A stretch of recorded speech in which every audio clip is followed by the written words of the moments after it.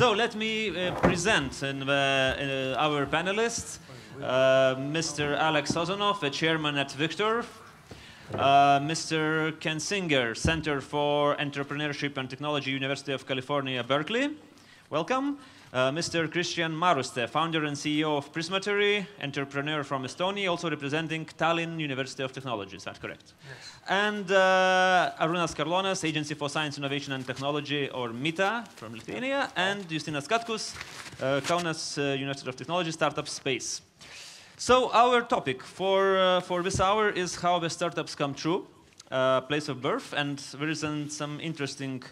Let's divide it in some several parts. Let's talk about, well, place, birth, and coming true. These are three different things. So let us do like that. Maybe everyone can give an insight about your experience, about also what are your first thoughts that come to your head when you hear about how the startups are being born. Mr. Singer, let's start from you. Okay, so I come from the Silicon Valley, where there are companies popping up all the time.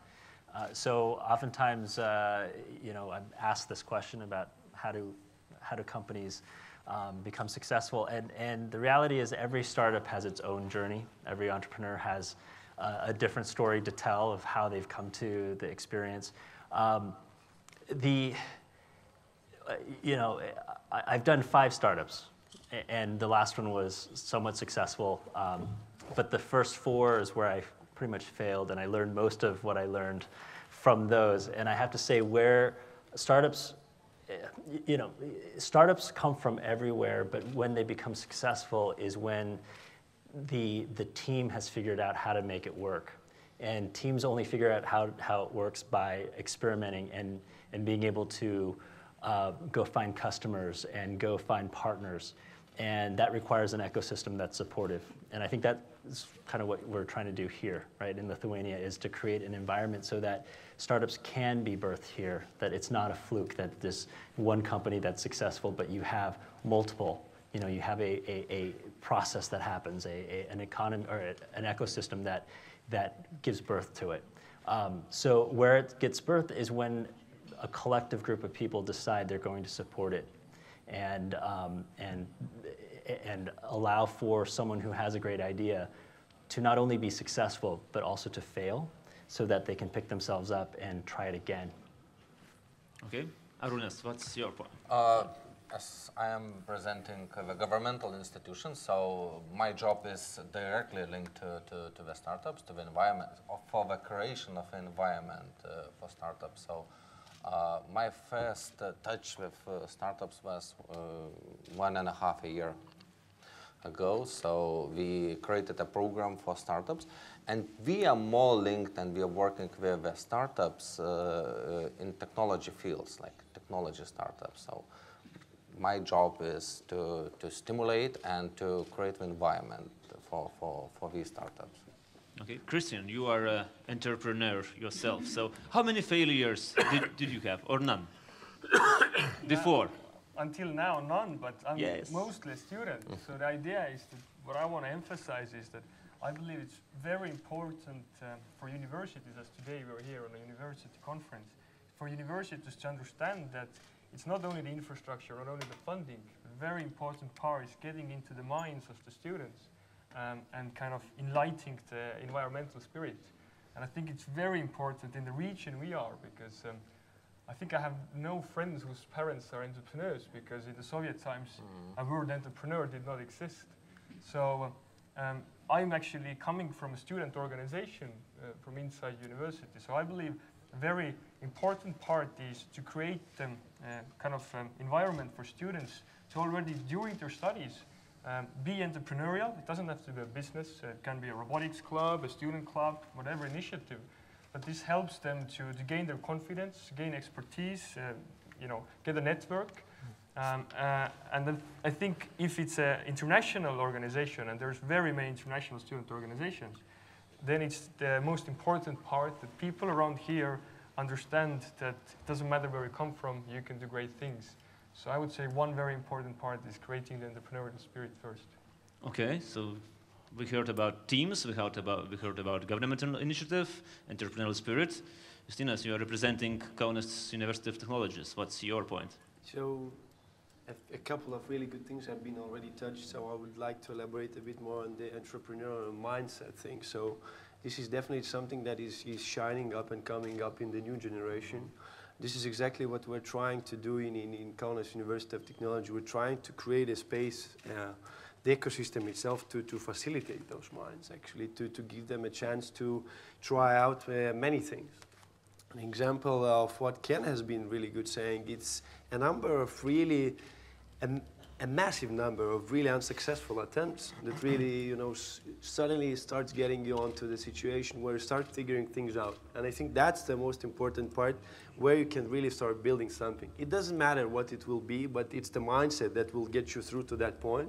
And of course, the teams arrive, the team has to be there, and a lot of many things. So one of the key points that has been missing in Lithuania for many years, and that we have been building, is the ecosystem and those small, you know, sandboxes. So startup space is one of those things. Okay, Alex, what's your point? Yeah, from my experience with startups, which come from both being an angel as well as a mentor, there are probably three things that I pick up. Is first of all, when I sit with a group of startups, is what is the passion that they have for what they're trying to present to you, and not the passion from the head, because that's usually meant money. But I'm talking about I'm talking about the passion from the stomach, the fire in the belly, as we call it. The second thing is how well do they present the product or the service that they would like to be criticized about. And the third element is how determined are they? Will that group of people or that particular founder, will they be demotivated if they have a setback, or do they have the determination to hang in there? Because this is a very tough, particularly that first period when they first presented, either to a VC or an angel or to a mentor. This is a critical and a difficult time. Remember one thing, I think it's very important, and I think maybe Ken can also comment from his experience. Very often, the founder, or not the founder, but the angel or the VC, or wherever the funding comes from, will look at the people more than they look at the product. Very often it happens that the product is not funded, but the people are funded. And it could very well happen that the product totally changed because they trust, they sit back with the founder and his team and saying, that was a nice idea, but how about if we do this together? So be aware that the personalities of the startups are very often more important than the product. Okay, so let's discuss now the place of birth, or an ideal place for a startup. And I think whenever you want to add something to the colleagues saying, just let me know. And also any number of examples I think would be great for our listeners. We saw a very interesting presentation by Mr. Szysinski about Stanford and Silicon Valley. But I saw and I talked during the break with the people who listen, and they looked like it's like some kind of fiction, like a paradise that you need to die in order to get to. It's really difficult and so on. Oh, well, I'm exaggerating a little bit. But Ken, last night you were on my show, and Yes. we talked about that Silicon Valley in 2013 is not a physical place anymore. Yes. Can you elaborate? Yes, so it's funny. When you live in the valley, you don't really notice it. It's like you're there, and everyone's doing startups, so you just don't get the sense that the rest of the world is watching. But I would say about 10, 15 years ago, the valley was just a physical place. People went there. There's so much technology there. There are so many entrepreneurs that you could collaborate with. But I think since then, there's been so much investment by lots of different countries and universities to bring entrepreneurship as a discipline to their local regions, using many different tactics and strategies. And what's happened is so many people have come to the valley to learn what the valley is about, how they can replicate the valley back home, that many of the successful entrepreneurs who've done it, or universities who've come to bring best practices back to their home countries, have successfully brought back the mindset of the Valley. And all that really is let's go do something, right? Let's go experiment. Let's accept failure and try again, right? And these are, if you think about universities, they don't really like failure, right? The best universities like to talk about how successful they are, how many Nobel Prizes they have, how many discoveries they've created, but they don't really talk about the thousands of failed experiments that led to these successes, right? We always want to talk about the wins. So, the mindset of the Valley is, it doesn't matter if you fail. What did you learn from that failure? What did you learn from falling down? Get up and try it again, right? And I'm seeing that mentality all over the place. Every place that I go, from Germany to even France. Even France is picking up this idea that failure... This is the lowest point. Yes, because the French do not like failure, even though there's plenty of historical moments where they've not done so well. But, that you embrace failure as not a badge of dishonor, but a moment of learning. It's a teachable moment, right? And if you've been an entrepreneur, you know that the basic building block of your day is failing and learning, right? I would say when I was running my company, I would have at least 10 things fall apart in a day, and you just have to figure out how to get past it, right? And all that, and this is for all the entrepreneurs out there, all that you're doing, your job, your number one job as an entrepreneur is to learn. You need to learn how to manage your team. What drives your team to behave better, to produce more. You have to learn what customers want, what features they'll pay for, what investors want to see, what does the market want to know about you. You're constantly learning. And the only way to learn is to try something and have the world tell you whether that's the right answer or not. But you said that it might be quite difficult for universities who are programmed to project success, to experience and admit to failure. What about your experience in Tallinn University? I would like to say that I don't think that any geographical location is important. I started my education in France, which was very theoretical and strict, and came back to Estonia. And I think that very important are the different steps that are created for the students. For example, you might have an idea. From an idea to a business idea is a very long step. So you need programs like Startup Sauna, if somebody's heard from Helsinki. We have a very similar thing called Startup Garage in Tallinn. So you need these kind of 4-week, 5-week programs that help students to kind of, focus their ideas or think it through. So I think it doesn't matter so much of the geographical location at all. It's just, do you have these steps in place for the students? If they have an idea, if they have the need, help them to get these first steps done. I was a student, now I'm sitting here, and I'm a pure product of the Italian University of Technology's steps and programs to get here. What kind of Silicon Valley mindset are being transferred to Kaunas University of Technology, Justinas? Well, one is here sitting. So we're transferring him, pretty much, in real life. We're looking forward to getting more of them, here to train our young minds. But generally, as Ken has said, so I would like to elaborate on that a bit more. It's a mindset. It's something that you cannot transfer it. It's something that you have to put in place for people to learn and to figure it out on their own. So it's not something that you take from one place and put it into other place and it just replicates. You have to change a lot of things. You have to give space for them to experiment. You have to give space for them to talk. Have to give space for them to figure out different things. You have to get good people on board. You have to let them play. There is many things that come into this place. In Lithuania, and for example, our universities. Well, I think our university is of course the most progressive in the country, but generally the problem that we have is we don't understand that it's a mindset that we have to shift. Not the situation, not the political environment, but it's the mindset. And I think that's the longest path that we'll be going through. I think we're in the very... So you speak more or less about blueprint from Silicon Valley, exactly. that you must have freedom to change according to your needs, right? And you have different materials, right? Exactly. You might be wanting to build the same kind of house, but there are different natural materials here in Lithuania. I'll give you an example. you take for granted, again, when you are in the Valley, about relationships have to be accretive. They have to have benefit for both sides that go into a contract. I just grew up thinking that, right? I always look for what they call a win-win in a conversation with someone. It's just natural. But if you go to New York City and you try to do a deal in New York, who's going to get the better end of that deal is how negotiations go. And that's why sometimes contracts take months when you work in New York. You go to a region like the Baltics that have this very complicated history, right, with the Soviet Union and all of that. In order to have accretive relationships, you have to have trust.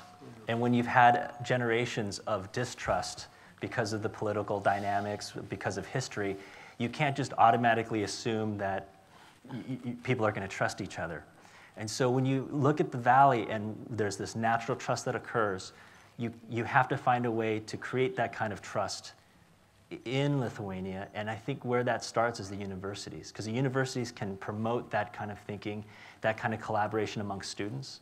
And over a generation, those students will go into positions of power who will have that same view of we need to collaborate and that we need to share information. Alex, you have been working and consulting Lithuanian, various Lithuanian agencies for some time here. So I have a question from our news portal reader called Valdemaras, and he asks, I wonder about the difference of business creation in post-Soviet Union countries, which actually relates to what Ken said, difference to everywhere else. What impact can be on thinking of business when countries independent for only 20 years, like Lithuania? Do you see specifics of working with that kind of markets compared to the Western world? Interesting question. Before I answer that one, just to go back to East Coast to West Coast. Right. That, historically, the money came from the East Coast in the US, and the entrepreneurship came from the West Coast. And I think you still see some of that reflected today between, this is the United States, but two different cultures, if you like, from the East Coast to West Coast. Anyway, to get back to your question. There's something about societies, and I won't name the countries, but there's something where people still feel that business is bad and dirty. And yes. that has a spillover on entrepreneurs in the sense that since business is not good and you can't trust business people, that has a spillover on failing. See, have failed, I told you about business. And I think that there is this culture of failing, which I think is a hurdle. We're working on it and it's changing. But it's a big hurdle in many countries in Europe. And that's why I said in my number 3 point is the determination of the entrepreneur, the young entrepreneur, to get over that and saying, hell, if I have to fail, I'll fail, but boy, I'm going to bounce back and do that. But you have to remember that we have to also work on the culture, and that's where the government can help, and that's where role models in the business can help us to change that. Okay, Kristjan? I would like to bring out the positive side of the ex-Soviet Union. I believe that, or at least most of my friends have the feeling of, let's work hard together to beat the Western world.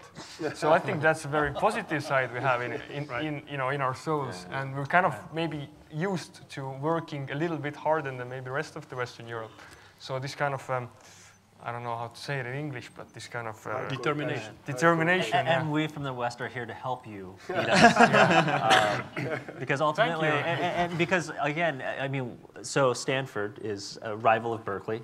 We have this friendly rivalry. And I was talking to someone earlier about this.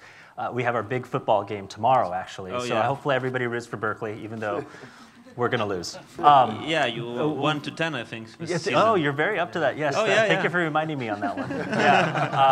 It's not a good year, but we appreciate the other universities' existence because we're only really good because we want to beat the other one, right? And it's a friendly competition because we're as good as they make us.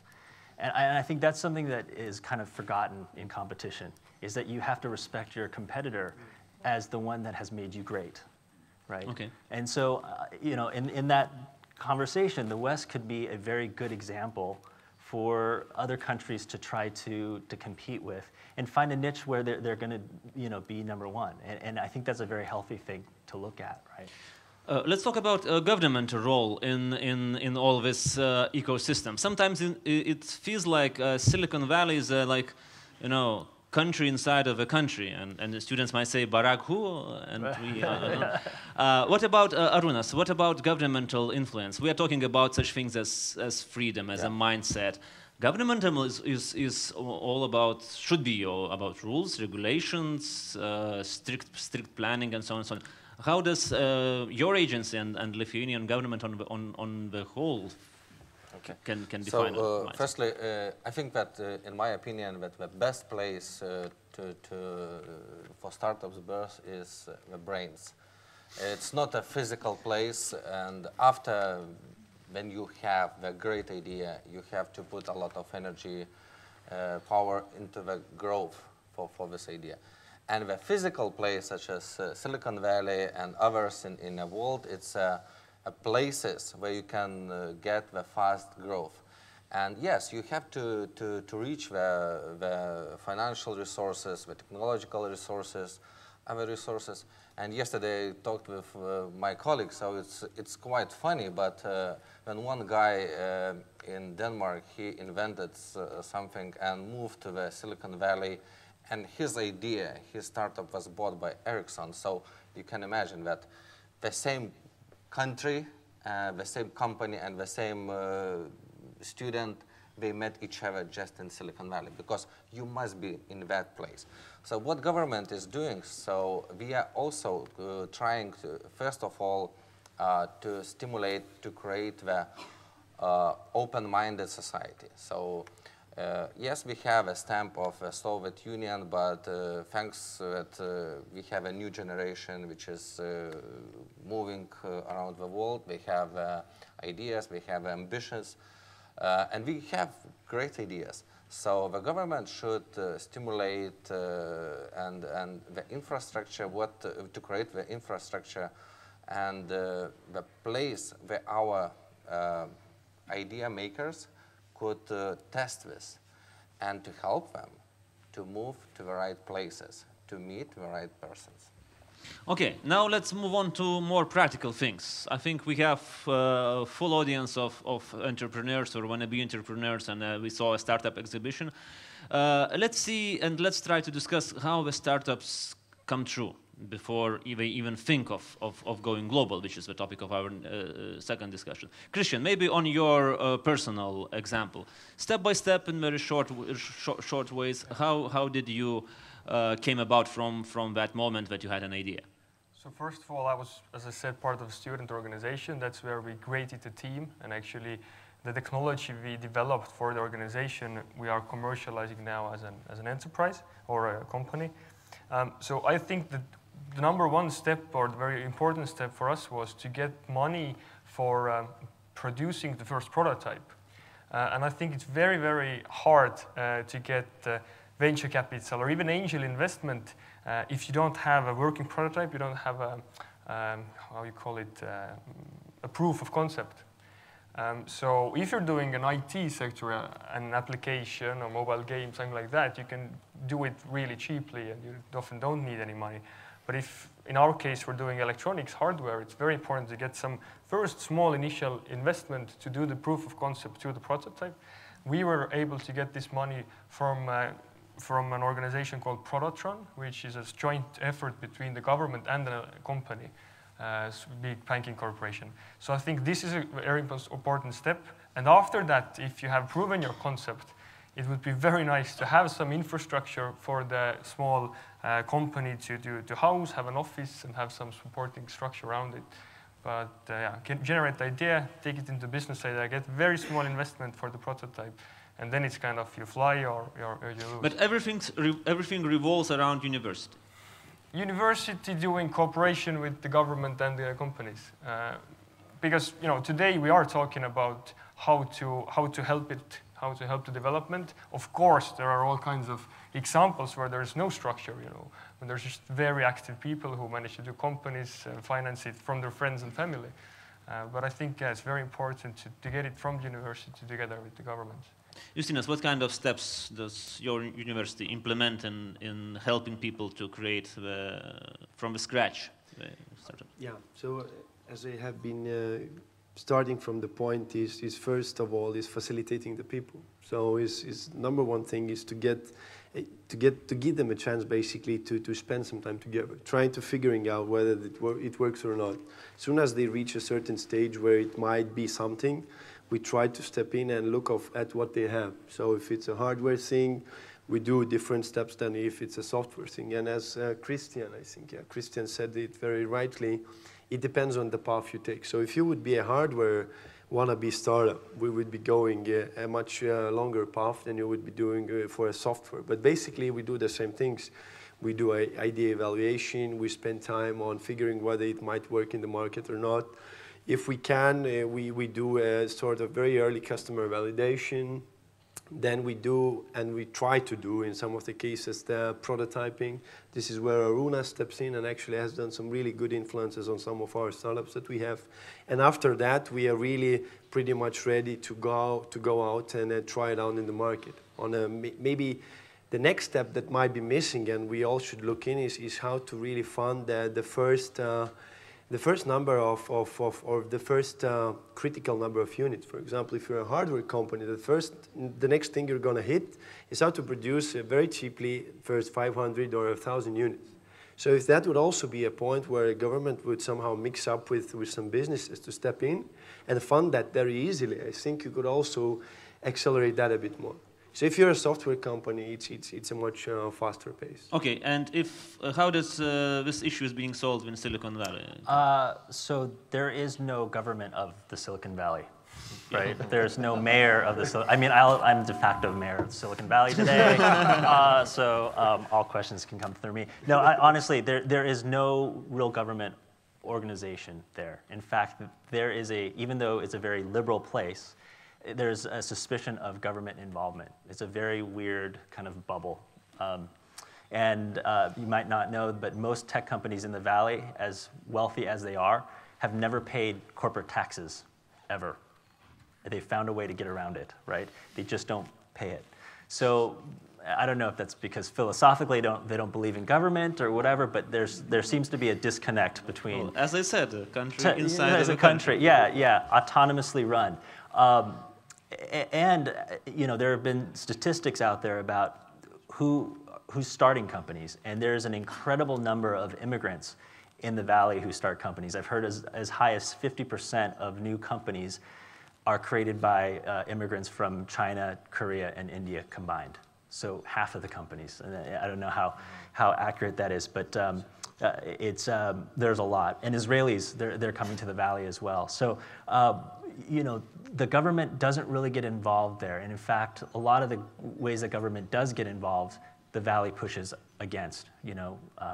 Maybe we want some IP changes to the laws, but other than that, they don't want any regulation on internet. They don't want regulation on mobile, on spectrum.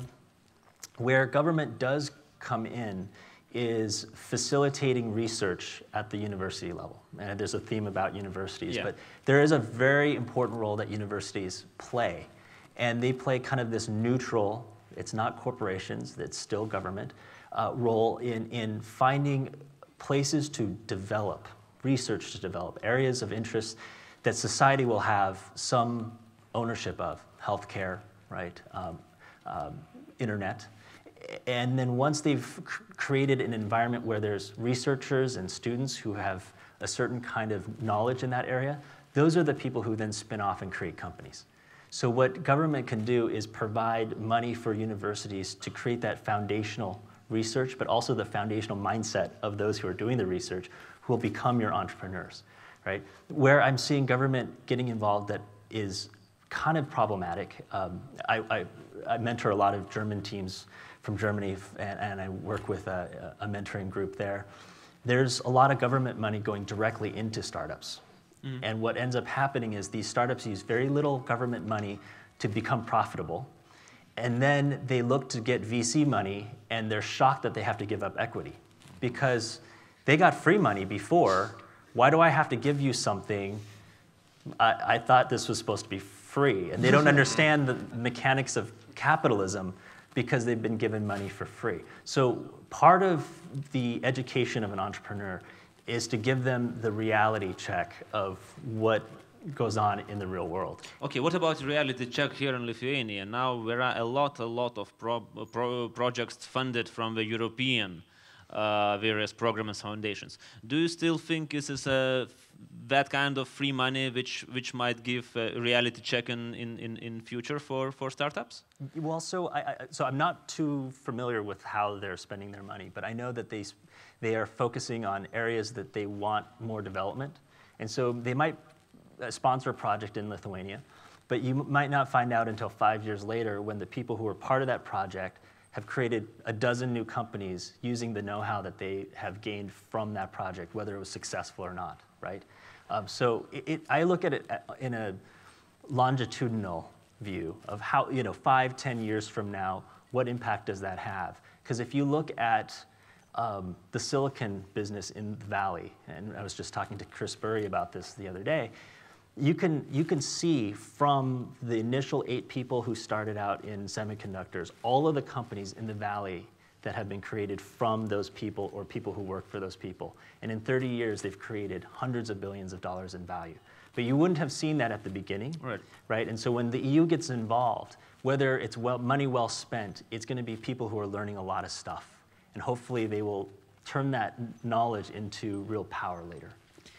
Alex, how do you see, and then Arūnas, how do you see the government involvement in various startups and also the governmental money, EU money versus the venture capital money? Yeah, keep your eyes and ears open. Yesterday I had a chance to talk to one of your colleagues about an initiative that's going on in Lithuania around cybersecurity. And this is a big initiative. That also involves EU money, and it involves all of the, the Minister of Interior, the security organizations, the intelligence community in Lithuania, and this is a big one. And there's now a center of excellence being created around cybersecurity. You remember a few years ago the attack to Estonia, so and now the attack, of course, with all the NSA, all these things are going on. An opportunity for innovation. So startups, I think, may get involved one day in the innovation around the whole cybersecurity area. This is just one point I wanted to put across. The second point I want to put across is a revelation that I had. You were talking about the Soviet Union. Well, most of the things they did were dramatic and not very good. But except for some of the roads they built in Lithuania, they also left you with some technology. And Will Cardwell and I, a couple of years ago, maybe 4 years ago, had a chance to walk around the laboratories at the Kaunas Technical Institute. And it was amazing for us to see the technology, Soviet technology that was in the laboratories, where a professor was sitting over it. Nobody see what I'm doing. I'm going to do this till I retire. And this professor was sitting on a bunch of jewels, either in nanotechnology, in radar technology, in what was the third one? Will, do you remember? Ultrasonics. And I think, when you talk about technology transfer, this is an opportunity, and it was an opportunity for some of the startups to go in there and tell the professor, hey, you're going to retire in a few years. Would you like to have a little bit of money when you retire? Why don't you give me the technology? We'll make something out of it, and we'll give you a little bone. No, that's exaggerating. We'll give you a little money, and you'll be part of the activity. So this is what I say, keep your ears and eyes open. A lot of things are happening where the startups have an opportunity. As I am familiar with governmental fundings for startups, so yes, you should be. I think that we cannot compare the governmental fundings and VC fundings because for the startups, we are not investing a lot, but to stimulate, to make a start for startup, we need governmental support. So actually, I would say that I'm very proud that our first startups, which we funded more than 1.5 years ago, 17 of those, 13 is already finished the projects, and they now out of our direct radar, what we are looking in. So I would say that these startups in which we invested as agency governmental fundings, they created more than 50 job places. And these job places are, I would say, bigger than the average of salaries in Lithuania. So that's the result. And one startup, after 3 months, he reached his amounts 5 times bigger than we invested in it. So after that, the VC, they could invest in these startups, and they are more attractive. So Was it an investment or was it a grant? it was a grant. So yeah. I would like to take a point that in Helsinki last week there was the Slush conference, and the superstars there, the Supercell mobile app company and the Rovio that we all know, and Angry Birds were playing, they were also funded initially by Tekes, the Finnish governmental organization. So it's probably a very complicated subject, whether it's good or bad, but sometimes you have very good success stories. Okay, also I'd like to move on and quote one of the sentences that we heard today in our presentation, and this is the sentence that I really didn't expect myself to hear during my lifetime, though I'm not particularly very old yet, but the sentence was, there are more money in Lithuania than ideas. And money in Lithuania usually means, oh, there are no money in Lithuania at all. So can you comment on this one? This is from Broly Semiconductors, Justinas. I think one of the things that we are also catching up, and I think we should be looking at it from a different angle, is that most of that money, you know, that is floating around, it comes from what as we call from the old mindset. So these people that have money have problems figuring out what are these young guys building up. So if it's not something from their field, there is a big difference. And this is the topic that has been around in our ecosystem for the last 3-5 years. We have been discussing many angles in that. But one of the things is how do we educate those old guys? They're not particularly very old. They might be 50, 60, but they have these, you know, piles of money that they could invest into these young companies, but they cannot figure out what type of businesses are there, these new business models, kind of different things. So you are a university, you educate people. Can you create some kind of course for them? Or? Where is the education manager? We definitely have to do that, and I'm putting this topic out into the public for a lot of time, and it's really an area where we should focus a lot. So that you have a really good point, actually, because you think about money as a commodity, that a dollar is a dollar is a dollar. It's not in investment. A dollar, it doesn't have the face of the president on it. It has the face of the person who gave it to you, right? And so it comes with all of the biases that particular person has. So you take money from the person who is used to old school business, they're going to immediately want to see you get profitable, and it may kill you, right? Because you're struggling to find customers, and the cost of acquiring a customer is too high, but they know, because they ran a paper industry business, that you got to be in the black, right? Or a brick business, as we call it. Exactly.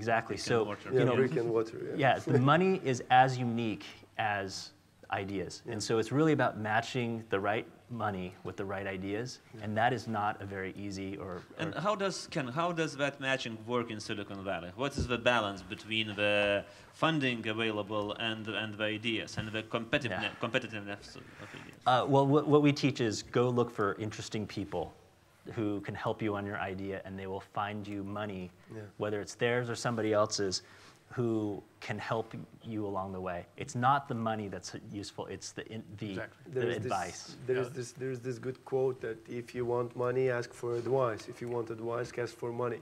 Right. Yes. The money. The money is not the problem. I mean, there's a hell of a lot of money available in the world today, a lot of cash. So that's not the issue. But the issue is, you have the poor entrepreneur sitting there and this wealth of money. How do you connect the two? Because the poor entrepreneur may not get the money even though it is there. So I agree with that. And I think the other point is that it also has to do with taxation. How does a country treat the taxation for an angel to put money into the activity? So he has the money, but there are other factors that stop the angel to invest. Or the VCs, but mainly the angel I'm talking about here. So there are other elements. So basically the statement is okay, but it's shallow. I wouldn't agree that in Lithuania we do not have ideas. We as the agency, we've launched 2 months ago the ideas call for ideas, and we already have almost 200 ideas. But we should discuss about the quality of these ideas. Yes. How they are. Might be we have to combine some ideas into one, and that's the discussion. And in this program, the first stage will start on January. So, and in 2 years we are expecting to fund up to 45 startups. So, I wouldn't say that we do not have ideas, but the discussion. With what kind of money? EU money, governmental money? It's EU money. EU. But you know, it's EU and governmental money, so Yeah, it's, so it's always... Yeah, Kristjan. I would say that ideas don't cost absolutely anything. What's an American saying, a kilogram a pocket or a pocket $100 or something. So it's execution. It's execution that is the most important part. About the quality of ideas, I think it's one of the things where we have those different levels. Remember, where we, first of all, we educate the mindset. You know, we give chances for people to play around. You know, when they grow up in 5 years, when they have failed 10 companies, hopefully not that much, with your money especially. Right. And this is where the quality ends up. And when you start these cycles, for example, you mentioned that you did the first one a year and a half ago. Go and find those people in 3 years and see what kind of ideas and projects they will be doing. And I think this is the cycle where you will start building up the top quality ideas and companies, and you will have more space for the other ones to come in. So this is also a very natural and organic process which we're going through. So, and it takes time. And universities should take a very, very important role to educate how to present the idea. The best idea could be failed if it's not presented good. Yeah, right. That's true. And we got this experience actually when some ideas, the students became presented, but the idea is good, but you see that when you said that you are investing into the human, into a guy, in person. Yeah, so, and person, he not trusts himself how to run this. Right. So, how many of you guys have ever written a $200,000 check? Right. Just imagine. So those are your angel investors. So if you're looking for angel investors, you probably I just self-identified. So which currency? Gentleman at the third round. So meet them outside the bar. That's the three up front, right? So imagine cutting a $200,000 check to someone you've met maybe 3 or 4 times, right? And you've spent an hour with them at each meeting. Imagine what you want to know about this person before you cut that check to them, right? You probably want to know that they've done this before, right? You probably want to meet their family, right? Probably, if they go to casinos. Yeah. You want to see if they spend a lot of time in the Bahamas, right, on vacation. You want to know a lot about them, right? And you also want to know about their history, their business history, who else thinks highly of them, who doesn't think highly of them, right? How do they talk about their failures? Do they talk about adjusting for them, or do they say they've never had one, right? That's a telltale sign. I mean, you're young, so you're forgiven. But if I talk to an entrepreneur who says he's never failed before, that means they're not going to learn on my dime how to fail. They better have learned it on somebody else's dime first, right? EU money. Exactly, EU money, right? So you want to know a lot about them, because ultimately what an investor looks at, and it's never, we try to clarify this when we teach it in class. There's 3 elements that go into any venture. One is the team that's running this thing. The second thing is a product that they have. It's not just an idea, it's a finished product that they can sell. And the third thing is the market. And the best metaphor that we use is it's like rafting down a river, right? Your crew is your team, your product is your boat, right, is your raft, and your market is the river. Now, if there's no market, there's no water, right? You are not going to make it rain and turn it into a river. You just have no power to control that. So if an investor sees that there is no market, there's no water there, they won't invest in you, even if you're awesome, right? Even if they think the product is great, they just think it might be too early, right? Okay, so we have like final 10 minutes, and I think we can ask you to get some tips, and on a very exact subject. And again, following up from what Ken said, that. Your idea is born today. Tomorrow you have your local market. A day after tomorrow you have to go global. And okay, so what kind of markets are like, right now and will be in a year or 2 or 3 like Niagara Falls, flush with water and with possibilities. Alex, what are your thoughts on what markets are the future for startups? What market? Sorry. What markets are the future for startups? If you have an idea or you wish to have an idea, in what direction should you? Yeah, I'm a little bit different in the sense that I don't suggest, and depends totally on the product, that a startup immediately goes global. Okay. I still think that startups should look at the local market because customers are not that different. Certainly, if they want to develop a first product or a product concept, that they can do that locally. So I would say be very careful. Don't walk around and say, I'm going to go global, because you're going to kill yourself overnight. But what you can do if you're in the software area is to develop your product so it can be localized very quickly. So you can think globally, but I think initially you want to implement locally. That would be my recommendation. But even in the case of Lithuania, with its less than 3 million market? Well, I still think that, again, depends on the product. Yeah.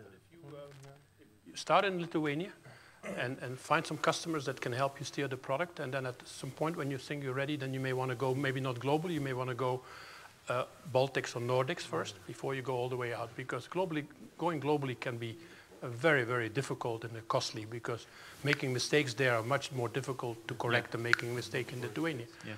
And the second point I want to make is also, if you are in a very competitive area, you want to try to block your competitors out of your local market. If you jump out of Lithuania somewhere else and somebody said, this is a great idea, I'm going to go to Lithuania. So there are several elements on that. Okay. Arūnas, what kind of ideas and products are government looking for to help it through foundation? We do not have any so specific areas, but we are more focused on high tech, on high technologies. So if, for example, like Perez technology, so it's our focus area. Okay. For example, like this, yeah. Kristjan, what's the situation of Estonia with the trends? I would like to say to whoever wants to be an entrepreneur that first get smart, and because I don't think there's any difference much in these fields. A very good example is this brothers semiconductor company. If there's 2 brothers who have PhDs who have done 51 articles on this subject, of course they can say that money is easy to get, because they are just so confident in what they do, and they're so smart, and they understand the technology and the market. So I don't know, I wouldn't say that there's any specific market. It's more into getting focused and getting smart in what you want to do. Read books. Go to universities. Yeah, so go meet other people. I think that's exactly. Like-minded, buddies or. Justinas, what are your final thoughts on how universities can channel the students or young entrepreneurs? I think it was a really good article. I recommend it to everybody. I think it was 2 days ago in Wired. It was with the co-founder of Twitter and the blogger. It was a great interview he gave, I think, in one of the conferences. Actually, he put out a really good point. He spent 20 years in the industry, and he was very honest about what he understood. And he said that look for problems, not for something that is trending or whatever. Look for very simple problems that everybody has, and try to simplify those problems, and make those work with the help of internet, robotics, vision technology, whatever you are doing. So my suggestion would be look for problems that everybody has, and try to solve those problems and simplify them. And this is going to be your key to success eventually. Can you give some final tips? Straight from the mayor of Silicon Valley. From the mayor of Silicon Valley. There's 2 ways. One, if you are hell-bent on being an entrepreneur, go find some really smart people who are working on great research projects that they don't know how to apply it, right? They're, like I think you were saying, there's just lots and lots of great things going on in the universities that aren't making it out. And that's true at Berkeley. I mean, we go literally lab by lab and take a look at what people are doing and seeing if we could bring people from industry to help find ways to apply it. So it's here. These ideas are here that have real substantial research backing it that you can support. But I think if I were to make a last comment from someone who isn't from here, right? I have really great hopes for Lithuania and eventually having a huge impact on global innovation. I mean, I've only been here 2 times. I was here back in July, and the best way to kind of, I guess, give you why I believe this is that I arrived in July when you were all preparing for some celebration. I had no idea what was going on, and I asked my KTU colleagues what's going on, and they said, well, there's this big anniversary of 2 Lithuanian Americans who made this historic flight, right? And it's a big deal, and I had never heard of this before, actually. It was new, and they said, yeah, they made it from New York and flew all the way to Europe, and it was one of the longest flights ever at the time. I'm like, wow, this is amazing. I mean, is Kaunas where they landed? And they're like, oh, no, they didn't make it. They very good shot. Yeah, they got lost in Poland, right? And I said, well, okay. I wasn't expecting that answer, right? Because I'm from California, Hollywood, where all stories end with a good ending, right? So I'm like, oh, this is not what I expected. And I said, well, why do you guys celebrate this event? Because it didn't end well. And they said, because it was historic, but it's also because they made an attempt, right? And if you think about that, right, that story encompasses, I think, the promise of Lithuania, right? Is that even if you don't make it across the line, as long as you try really hard to accomplish something big, your country will celebrate you, right? And that story is still alive today, right? If you look at the universities, you see all the students who are pursuing something great, right? They have been taught this story since they've been children, and they're living this out, right? That they're trying something big that eventually their country will celebrate them. And so I think, having only been here twice, I take that back to the Valley, right? That's a value. I think there's a beautiful story that I can bring back and something that I've benefited from. So I look forward to seeing some great things coming out of this country. Okay, guys, everyone, thank you very much for your insights, for your tips, for your time. This is the end of our first panel, and